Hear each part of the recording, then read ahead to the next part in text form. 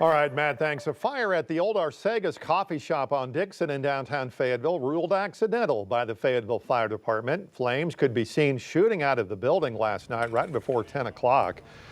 It's a story we first brought you last night at 10, and 5 News reporter Jose Carranza spoke to the building's owner, who says there's work to be done with this. Jose?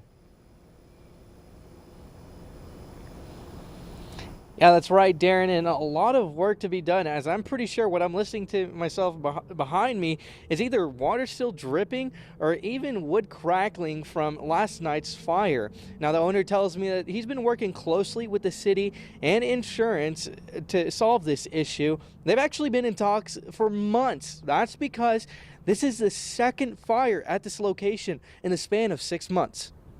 We saw flashing lights behind the building.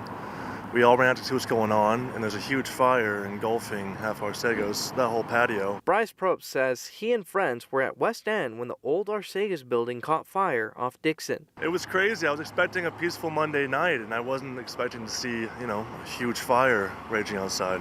The Fayetteville Fire Department responded to the fire at around 9:20 Monday night. One person was transported to Washington Regional Medical Center. Officials are calling the fire accidental, started by the person who was injured as they tried to keep warm. It's just unfortunate that we don't have, as a community, a better way to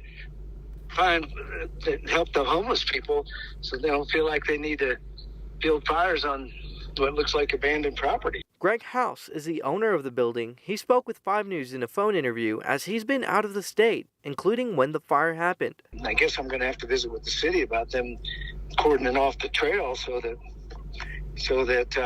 they can't access our property. Between that and the graffiti we're experiencing on our buildings, is coming off the trail. The building was formerly known as Arsaga's at the Depot. The restaurant closed, but House says they were in the process of moving back in. He's expressed interest in possibly coming back, but until we know how much it's going to cost, if it's feasible, neither one of us can decide what to do about that.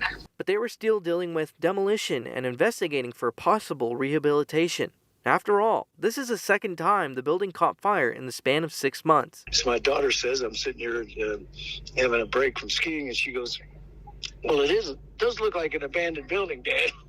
Once you got life back there, it probably won't happen. It never has in all the years we've had the property.